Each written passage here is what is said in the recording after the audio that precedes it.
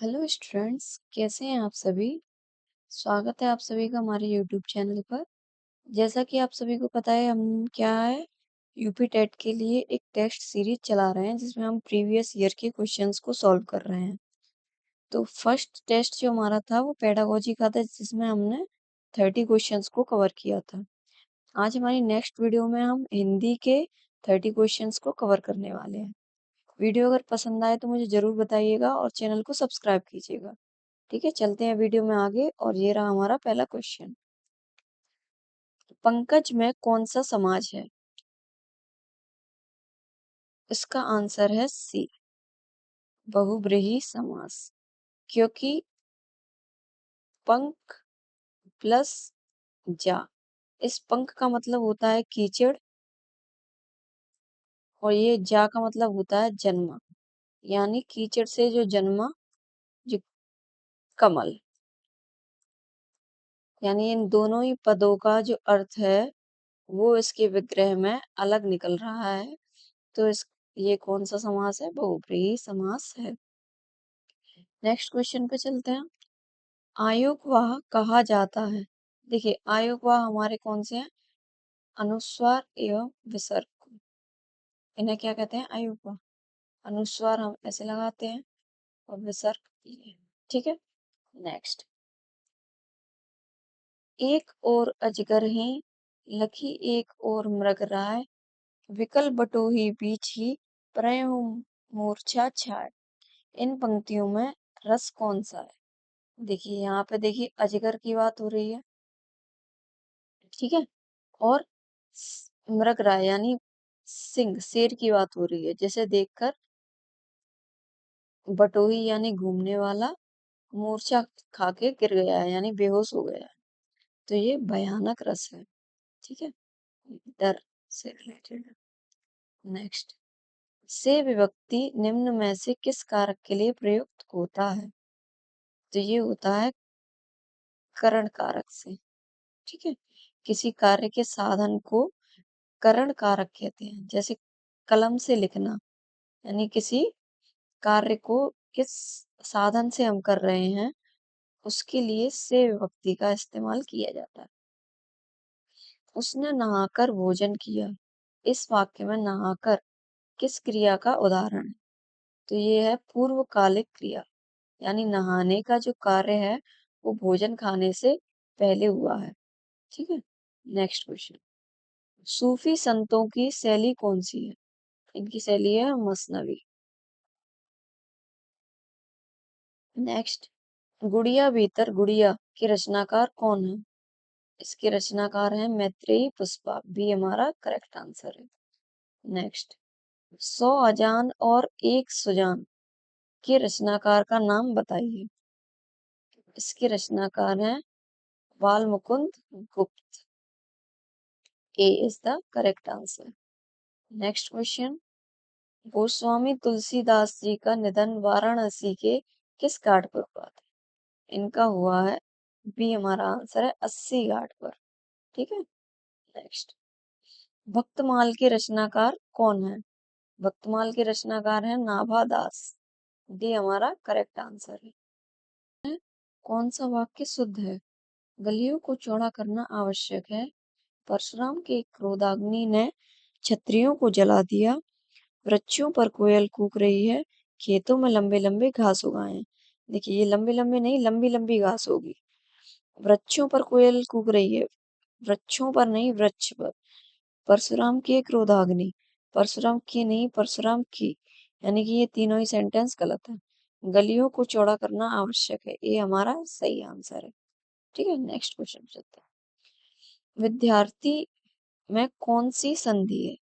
तो विद्यार्थी में है सी, यण संधि। विद्या धन अर्थी, विद्यार्थी। ठीक है, नेक्स्ट। कानन का पर्यायवाची क्या है? कानन का पर्यायवाची होता है वन। ठीक है, नेक्स्ट। वाक्य विग्रह का अर्थ है, देखिए, वाक्य खंडों को अलग अलग करके उनका संबंध बताना वाक्य विग्रह कहलाता है। ठीक है, ये इसकी परिभाषा है। नेक्स्ट। बिन पग चले सुने बिन काना, कर बिनु कर्म करे विद नाना। इन पंक्तियों में प्रयुक्त अलंकार है। इन पंक्तियों में है विभावना अलंकार। बिना पैर चलना, बिना कान सुनना जैसी असंभव बातें इसमें की गई है, इसलिए ये कौन सा हुआ? विभावना अलंकार। नेक्स्ट, निम्नलिखित में वाचन शिक्षण की विधि नहीं है, तो व्याख्या विधि। ये वाचन शिक्षण की विधि नहीं है। निम्नलिखित में से अभिव्यक्त्यात्मक उद्देश्य है भाषा और धैर्यपूर्वक सुनना। अभिव्यक्त्यात्मक का उद्देश्य इनमें से क्या है? साहित्य को रसास्वादन करना, भाषा और साहित्य में रुचि, स्वानुभूत विचारों भावों को व्यक्त करना। अभिव्यक्त्यात्मक, अभिवृत्ति से संबंधित क्या है? भाषा और साहित्य में रुचि। ठीक है, कि अभिवृत्ति का मतलब होता है एटीट्यूड, और भाषा और साहित्य में रुचि अभिवृत्ति से ही संबंधित है। ठीक है। नेक्स्ट, हिंदी साहित्य के इतिहास के संबंध में the modern vernacular literature of Hindustan किसने लिखा है? ये लिखा है जॉर्ज अब्राहम ग्रियर्सन ने। डी हमारा करेक्ट आंसर है। नेक्स्ट, वृहनी बावरी सी भई ऊंची चढ़ी अपने भवन में, तीरथ हाय दई ले अंचरा मुख अंशुबन पौंछत उघरे घात से। किसकी पक्ति है? ये झीमा चारणी, ये पंक्तियां इनकी। नेक्स्ट, हिंदी का पहला समाचार पत्र, पहला पत्र, ये है समाचार पत्र, कौन सा है? तो ये है उद्दंड मात, ये हिंदी का पहला समाचार पत्र माना जाता है। सुई का तत्सम रूप क्या है? सुई का तत्सम रूप है सूची। पी हमारा सही आंसर है। नेक्स्ट, परिसीमन का विलोम है, परिसीमन का विलोम होता है असीमन। निर्सीमन नहीं, ससीमन नहीं, ससीम नहीं, ये हमारा सही आंसर है। धूसर शब्द का पर्याय है, यानी धूसर का सेम अर्थ किससे निकल रहा है? तो ये है मेघ। धूसर मतलब मेघ। भूतों अर्थात जीवों द्वारा होने वाला दुख, इस वाक्य के लिए एक शब्द बताइए। देखिए, ये हुआ आदि भौतिक। आदि देहिक यानी शरीर से रिलेटेड इसमें बात नहीं है। आत्मघाती, ये भी नहीं। आदि दैविक, ये देवताओं से रिलेटेड नहीं। आदि भौतिक यानी कि दुख जीवों से रिलेटेड। नेक्स्ट, ऊंट की चोरी निहुरे निहुरे, इसका अर्थ क्या है? इसका अर्थ है कि आप कोई बड़ी चीज की चोरी कर रहे हैं और उसे छुपा छुपा कर करेंगे तो ये पॉसिबल नहीं है, इसलिए बड़े काम छुपा कर नहीं किए जा सकते। ये इसका अर्थ है। बी हमारा करेक्ट आंसर है।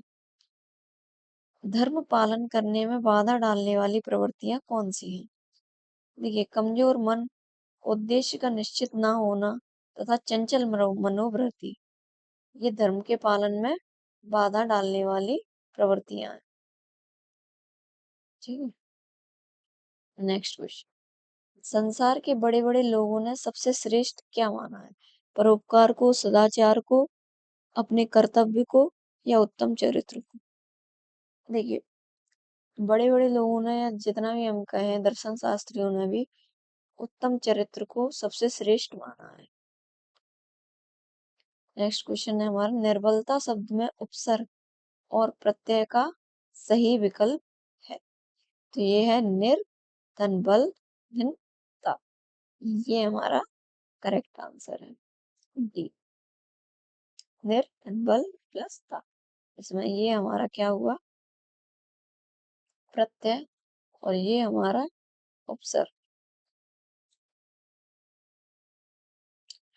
कायर की भाववाचक संज्ञा है। कायर का भाव किससे निकलता है बताइए? आंसर है हमारा सी, कायरता। कायरता क्या है? एक भाव है। नेक्स्ट क्वेश्चन, अपना मतलब निकालने वाला, इसके लिए उचित शब्द क्या है? जो अपना मतलब निकाले उसको हम कहते हैं स्वार्थी। ठीक है, डी हमारा करेक्ट आंसर है। तो 30 क्वेश्चन हमारे यहाँ पर हो चुके हैं कंप्लीट, और आई होप आपको जरूर ये अच्छे लगे होंगे, समझ में आए होंगे, और एग्जाम के लिए आपका थोड़ी प्रैक्टिस भी हुई होगी।